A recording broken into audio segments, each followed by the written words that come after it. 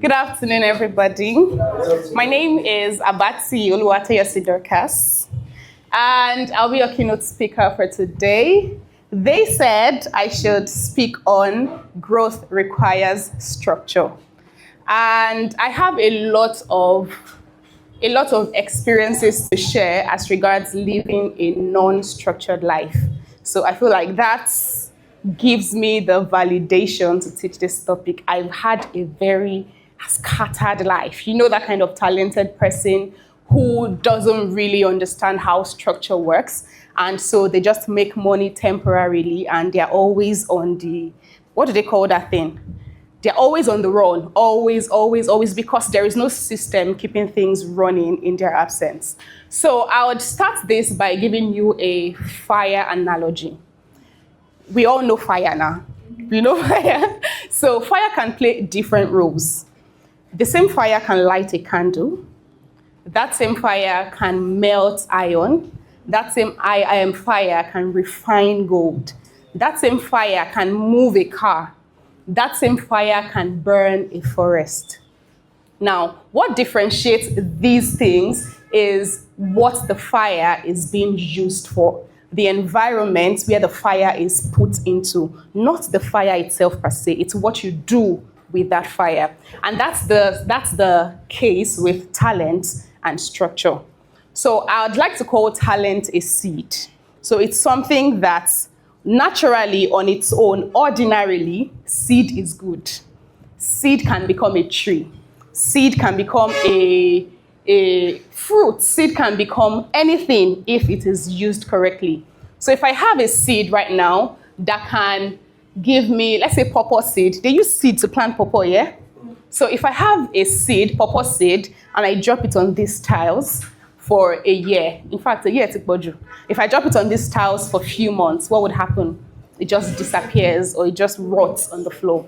But that same seed, if I'm able to put it into soil, what happens?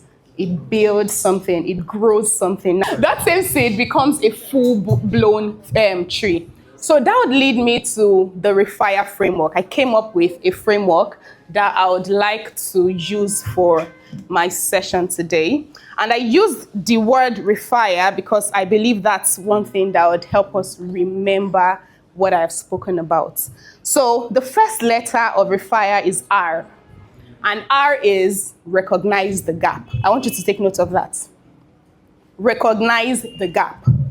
So that's the first important thing that you have to do when you're trying to put structure in place for whatever you're doing. You recognize what needs to be structured. I'll use the analogy of a doctor or an architect. An architect wants to build a building. He has the picture of what he wants to build in his mind. He knows the resources that he will need for it. But before he delves straight into hiring bricklayers and whoever it is will make the building, what does he do? He draws out the structure. He maps out how he wants the building to be. That's why he does the whole drawing. He comes up with a team. This is going to do this. The bricklayer is going to do this. He knows the level of foundation that can carry the vision of the building that he's trying to put on it. So that's the first thing you need to do. You need to recognize the gap. Now, the second analogy I would like to give you is the analogy of a doctor. When you go to meet a doctor and you tell the doctor you're ill, what's the first thing they ask for? What are your symptoms? So you tell them, my head is aching, my heart is beating, I have boil on my armpits. You say all of those things, and because they've been able to see the things that are happening to you, they know what exactly to recommend for you. So before you can build a structure, you need to first know that you have a problem. You can't solve something you don't know is wrong. There's this, there was a time when, and that's to move to the second framework, which is letter E. The first early days of my career, early days of my career, wow. So the early days of my career, when I just started touching small tangerine, the workload became very, very overwhelming, and I figured that what I needed was to hire an assistant. And that's to go to the second one, which is ecosystem. I want to engage your ecosystem. So the first thing that came to my mind was that I needed an assistant. And I feel like that's one thing a lot of people do. Any small workload you have like this, I need an assistant. Now, not to say that it is wrong to have an assistant, but if you have a delegation issue, your assistant will not be able to help you, and both of you will be frustrated. So I'll share a quick story. The first assistant I hired, before Kobulashi, I've hired like 4 assistants. So the first assistant I hired, I complained greatly. She's not doing anything. I'm saying, okay, I have on my to-do list. So one thing I've constantly done since I started working multiple jobs, because if you're working multiple jobs and you're not structured, you can run mad. You will run mad, and especially if you're trying to be to deliver. It's a different thing if you have 5 jobs and you're just doing basic things. But if you want to deliver for all of the jobs, it cannot work except you have a structure that helps you. And one of that thing is having a to-do list, which I have always had. I can show you the to-do list from 2 years ago of everything I'm doing every day. So this particular assistant, the first assistant I hired her and we were working, but she wasn't doing anything. And trust me to blame her. I'm gonna blame you. You are not doing anything. And then every time I was complaining. I'll complain to my friend. I'll say, see, I just hired this person. I feel like I'm wasting money. She's not helping me. She's not doing anything. You'd say, okay. I think we worked together for about 4 months. And then I had to tell her that the reason I hired you was because I needed help. Was because I wanted to reduce the burden on my neck. But you're working with me and it's not like double work, because I have to do my work and then come and tell you to do your work. So I had to let her go. I thought she was the problem. I hired another one. And now the reason I hired this one of the things I told myself when I was letting the other person go was that, okay, maybe because she's not really skilled in the things that I do. So I said, okay, since I do social media management, I'm going to hire somebody that understands social media management. I'm going to hire somebody that understands administrative roles. So I hired the second person, and we had the same problem. And the thing I found out was that I had a delegation issue. I always feel like the stress that it would take me to put you through it is enough for me to get it done. So I'll tell myself that if I'm to explain this thing to you in 2 hours, and I usually will get it done in 45 minutes. And the crazy thing is, I can explain to you in 2 hours, and then you still do a wrong thing, and then I still have to come and correct. It felt like a lot of work to me, and I didn't want to deal with it. So I had issues with the second assistant too. And what was I doing? I would just say, you know what I just want you to do is be my reminder, because sometimes I lose track of time. I can be on my laptop in the morning from 7 a.m. and I won't know that it is 8 p.m. until my AOD Space ladies call for a daily review. So I realized I was losing track of time, working. Sometimes I'll forget to eat and all of that. So I told her that, okay, what I want you to do is be my reminder. By 2 p.m., call me to read this book. By 3 p.m., call me to do this. By 4 p.m., call me to do this. And then I realized that as much as that was helping me do what I wanted to do, I was still the one carrying all the load. So it was more structured. I knew what I was supposed to do part-time, but I was still carrying the weight of the responsibilities that I had to do. So what did I do? I decided that I was going to learn about delegation. And then I realized that there are 3 stages to delegation. The first one is the most hardest, and that's the stage where you have to show them how to do it. So you're working on it, you're showing the person, they are basically learning how to get the job done from you. The second one is watch them do it. So after you've trained this person that, okay, this is how I want you to do this thing, watch them do it. They will definitely make mistakes. And when they make mistakes, it is your responsibility to correct them and help them understand the vision. And that's why, regardless of how good you are at what you do, when you get a job newly, the first 2 months are always very rigorous. Not because you're not good, but because you need to understand how that company works. You need to understand how that organization works, and that's how you'll be able to contribute your own quota to it. So I had to do that, and I said, okay, because I do a lot of things, and the things I do are not in the same arm. I do social media management. I make shoes. I sell shoes. I work as a project manager for an entertainment platform. So the things are not on the same line. So I had to figure out which one of these things I was doing I'm willing to delegate. So you might not be able to delegate everything because I'm not going to expect you to be able to do different things. Most people that multitask, they multitask for the same thing. So social media management, and I'm managing 5 accounts. So it is the same thing. But I do different things. So I had to decide that, okay, this is the part of my life that I am willing to delegate. So you might have to look with, and I'm saying this because I believe that the people in this room are people who already have some form of stability work-wise, some form of understanding of what they do. Now, not for people that are still searching for their skills. You already have the job. You already have the work. What is suffering is you're always overwhelmed. You're always tired because there's no structure in place. So that's the second thing that I did. I had to decide that, okay, this is the part of what I do that I want you to handle. So I took the time. The first 2 months was like that. I was basically training her. This is what I want you to do. You do it. I watch you do it, I make corrections, and then over time, I got to start trusting her more. So that's the second thing, which is engage your ecosystem. You need to kill the mentality of being indispensable. Kill the mentality of being indispensable. I'm guilty of this. And I don't know if it should be guilt, but I know that because of how well I do my job, I know that most of the people I work for, if I leave, they'll feel it. But that's a different thing as compared to when it is your thing. So I'm growing Growth Corner. I'm building AOD's Growth Corner. And then I say, because it is AOD's Growth Corner, I want to make sure that everything that happens in Growth Corner has to be with me. Considering the workload that I have, Growth Corner is going to suffer because on some days I'll be motivated. On some days I'll be tired. On some days, I'll be crampy, and I get crampy a lot.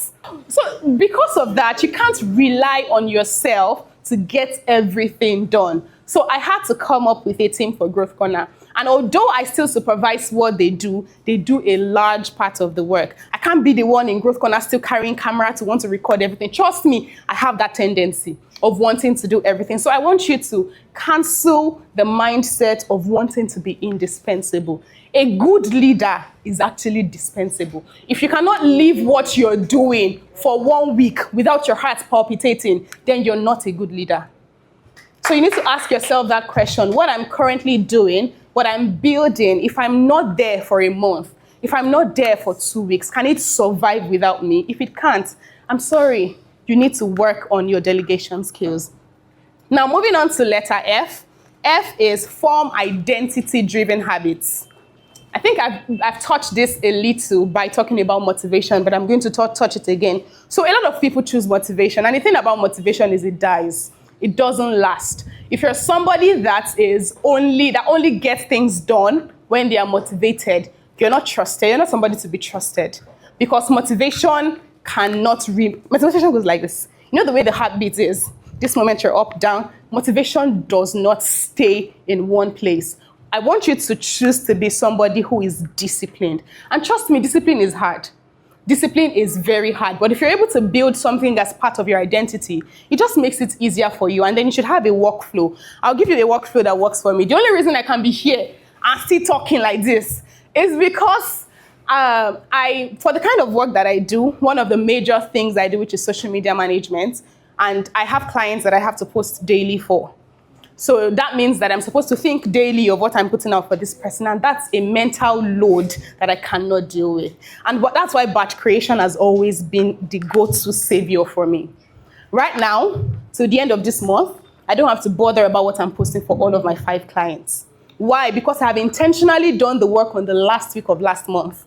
So what I do is last week of last month are always I hate those weeks. I hate the last week of every month. Although salary is coming that month, that's the month I have to send my reports.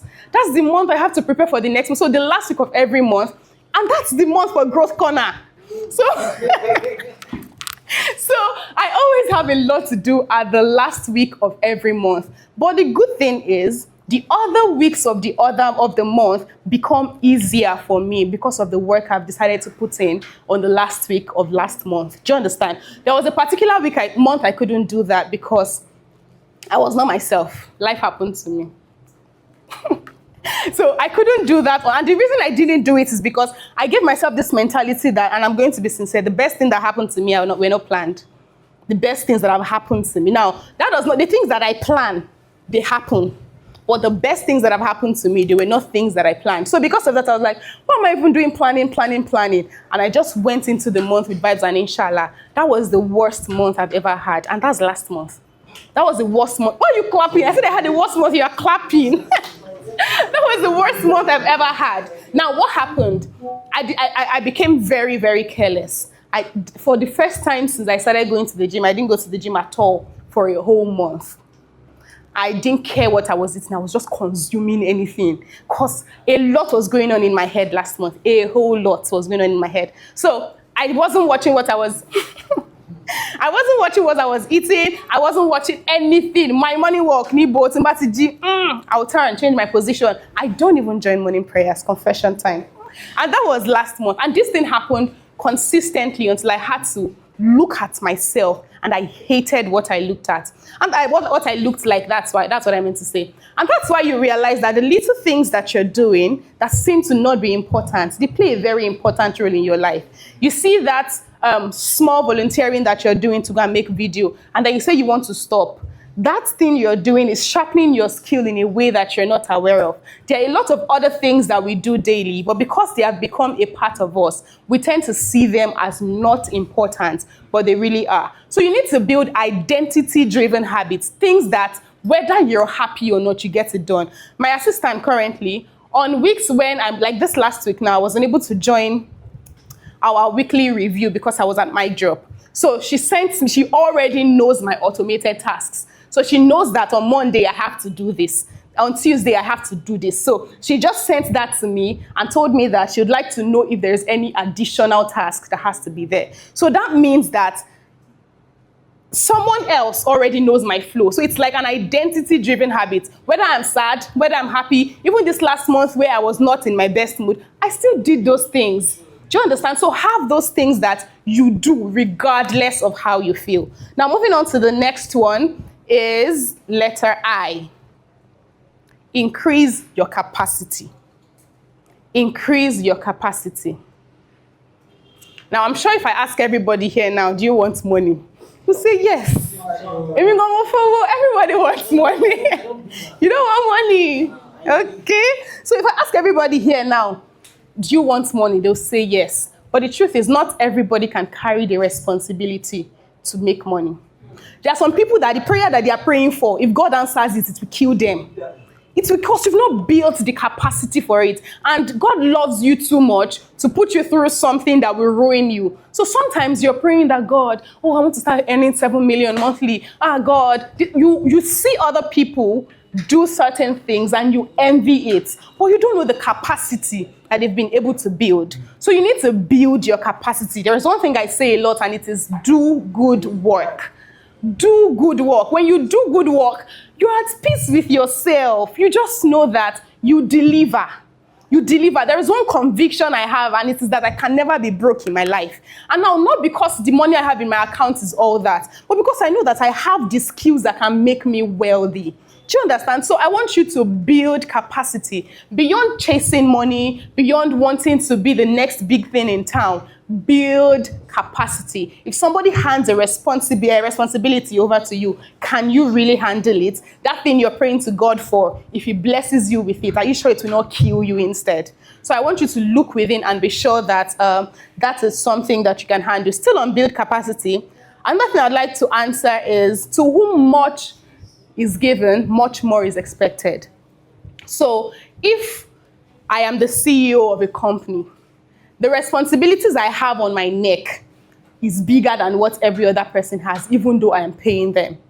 I was reading this book of Elon recently, and there was a particular part I saw where Elon said that whenever they have a project to work on, he's always at the office. Sometimes he sleeps on the floor, he doesn't go home. And that's not because he doesn't have a comfortable place to do that work in his house, but because he wants his workers to see that if me, the owner of the company, me paying you your salary, can spend my whole day working on this thing, toiling, sleeping in the office because I want to get this thing done, then you should be able to do that too. But if you're that kind of person who wants to build a vision and you just want to be the jaye boss, you just want to come in once in a while, just say, what's up? You've not done this, and then query people, the business is going to suffer.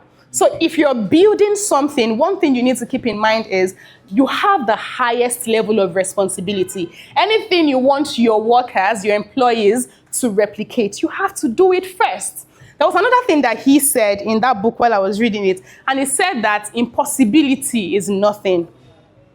That nothing is impossible.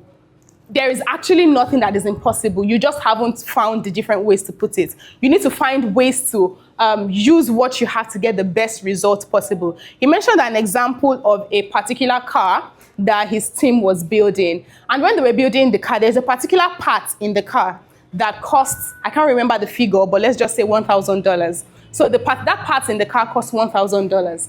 And then he checked it and said, okay, let's try removing this thing and see if the car still functions without leaving any dents. And the car functioned. So that was like an extra $1,000 being wasted. Like it was just there as fancy. So they could have replaced it with something smaller that still does the job because it is not an essential part of that machine. What am I saying in essence? There are certain things that you have right now that are not important, but they are just there as placeholders. You need to look within. Are there certain things that you have around you, in your workplace, in your workflow system? Are there things that you have that you can actually thrive without them, but they are just there taking space, sometimes taking money? You need to let those things out. And in some cases, it can be how you spend your time. So there are some persons that says, I preach rest. Okay, do I rest? Yes, wait now, rest. I rest. But my form of rest is, you know that time when you are eating and then you just watch movies, it's not rest. No. It's rest. So it's rest, Jerry, my dear. So I'm not saying anything, no. Is that rest? It's rest, sir. It's a form of rest because I'm watching movie and I'm eating. It's not mindful rest. It's not mindful rest. Even though I'm You're eating your favorite taste and you're watching a movie. Your brain is still working. even though upon still. Moving on to the next thing, and which is one of the most important things that I want you to take note of. Review your progress. Review your progress. It is very important that you review your progress. If you keep repeating the same pattern for 10 years without evaluating it, you have not worked on an effective pattern. You have only done one thing repeatedly for 10 years. Do you get what I'm trying to say? If you keep repeating the same pattern for 10 years without evaluating it, you don't have 10 years of experience. You've only done one thing consistently for 10 years. So review what is working. So if you've set a system, my system is, I have quarterly reviews. So right now, the only goal I have is, okay, I have a mental picture of where I want to be 5 years from now. But the most important thing for me is what I'm going to do in the next 3 months. So I don't plan a year, I plan quarterly. And then after planning quarterly, I have monthly reviews with my assistants. So we plan the monthly review and then we go on Notion board. We write everything I have to get done that month. And then every week we check in with each other. The truth is, this thing sounds very hard, but trust me, it is not. It is even, because there are times that you will do a lot of things. Have you had days like that you knew that you were busy during the day, but at the end of the day, you can't even remember anything you did? Having to-do list helps you automate that. So you've woken up on, I don't like doing mine daily because sometimes the mood I wake up with is just to get straight to work and I'm unable to take any call. So on Sunday evening by 8 p.m., I know that Peculiar is going to call me and we are going to talk. So she asks me, she already has my automated tasks. Like I said, identity-driven tasks. She already knows the tasks that I have to always do. So she just asks if there are recent things that I want to add to it. So on Monday, I know everything that I have to get done that week. And then we do midday check-in. So midday check-in is basically to make sure that you're not wasting the day. So by 12 p.m., between 12 p.m. and 1 p.m., I'm sending out my midday check-in. Even if it is just 4 things that I have done, I send it to her that I have done this. Trust me, this thing seems very hard, but it is not. It is one of the simplest things to do. And why? Because at the end of the day, you have a track record of what you've done, and it just gives you a form of fulfillment. And that way, if you want to rest, you're able to rest without guilt. You know the kind of rest that you're resting and your head is thinking of 1,000 things that you're yet to do. But in the cases where you've already written down the things you've done so far, it just makes it easier to do the other things. Another thing I would like you to include in your workflow, I've heard some persons say a different thing to this, but the one that works for me is do the hard tasks first. Some people say do the simple tasks first. But what works for me is do the hard tasks first. So you have 5 things to do. Out of that 5 things, 2 of them are going to take a lot of time. But the other 3, you can get done with them in less than an hour. If you start with those 3, there is a tendency that you feel fulfilled for the day, and then you don't want to do the hard task. But if you start with the hard task, because you've already gotten the fuel to pour 4 hours of rigorous work into doing what you have to do, it is easier for you to do the basic ones. Your brain is just telling you, you know what, just go finish everything. As compared to if you start with the simple task and you've gotten the satisfaction and you push the hard task to the next day. So try to, try to do the hard tasks first. Have a to-do list, and not just a to-do list, have an accountability system of checking your to-do list. So you've had your to-do list. If you do not have an assistant, you can have a friend or an accountability partner or your sibling, or what I was doing before I started having assistants. I had that thing on WhatsApp where you have a chat with yourself. Yeah. You can do something like that. Just list out everything you want to do. If you know how to handle you stop showing me time, Joe. If you know how to handle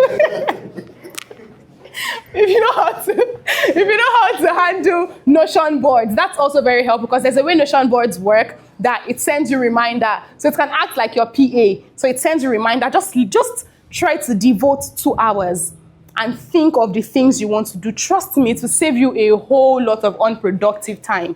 So the last thing is letter E, and that is evolve. Some people are so rigid. Hey, because I have said this is what I am, you now think that if you should decide that you don't want to do that thing anymore, you want to evolve into something else, people will think you are confused. Yeah. So you will now stay in that place that you are no longer interested in. I had that issue, I think around, when did I pause spoken words poetry? I can't remember. But one of the reasons I paused spoken words poetry was because I realized I was not giving it as much time as I wanted to. And that was one of the hardest battles I fought. You know that thing when you've already put a bio, and then you feel like you can't do anything outside that bio. That doing anything outside the bio means that you are not a real person. So you have put in your bio, spoken words artist. So you feel like if I post a day in my life video, that is not that, it is a day in my life going to perform spoken words, then I am not real. Or if you say that on your bio, you are this. A lot of people have that. I had that mental issue where I had in my bio, spoken words poet, and then I will now check my page. I'm like, God, I cannot post anything. I feel like if I'm saying a random thing, like I'm just talking about something, the people will be saying she's not a deep spoken, because they're not hearing rhymes. And I'm like, this is not the spoken words that I'm doing. I just want to communicate something. And the crazy thing is sometimes those things are just in your head. But the fact that it even exists in your head at all is a problem. So you need to be able to evolve. And you need to also help make sure that your evolution is not a denial from what the reality is. I recently started learning, reading about psychology, and one of the psychology I recently found out is cognitive dissonance. And that's one thing that your brain does, where because your brain wants convenience, your brain wants you to be consistent. In a situation where there's something you wanted to do that you're not doing, your brain lies to you and you're going to believe the lie. So this is an example. I gave the example. I say for instance now, I say I have interest in business. I want to be a business mogul. So I've told Fred, I've told Victor, I've told DME, I've told Fermi, I've told lots of people that, business. I read books, forget out. I've told a lot of people that I want to be a business mogul and all of those things. And then, for every time an opportunity comes for me to actually start my business, I push it away. I don't start the business. And then that continues like that. Give me a year or 2. The next time somebody asks me about my business, I will not say I've not started my business. I will lie that I don't have interest in business anymore. But the truth is, I still have the interest, but I'm just too scared to follow through on it. So your brain deceives you and tells you that you've evolved out of it, Jare. You don't have interest in it because it wants convenience. And you believe the lie. When in the real sense, it's just that you're too scared. You're too scared to start, or you've pushed it so much. So as much as I'm advising you that you should evolve, make sure that you're not lying to yourself. Be sure that whatever it is you're evolving out of is the truth. It is the truth with your current existence. I was 5 years ago, I'm definitely not who I am now. And I can tell you for a fact that 5 years from now, I don't want to be what I am now. Do you understand? So you're allowed to evolve. Don't give yourself a rigid box. The crazy thing is, people don't even really send you like that. let me give you an example. I used to think that people knew me as a spoken words artist. I'm on Torami go. I put it on my WhatsApp status that day. The day after I decided I wanted to take spoken words poets out of my bio, I posted it on my WhatsApp status. I was like, what do you know me as? Only 2 persons, I think I got about 30-something responses. Only 2 persons mentioned spoken words poetry. So that means it was just in my head. And that has been the reason why I've been holding myself back. The people that you think are looking at you, they're concerned about their own insecurities, their own problem. That's the spotlight effect. So you feel like everybody has a spotlight monitoring your life. They're looking at you. But that's not the truth.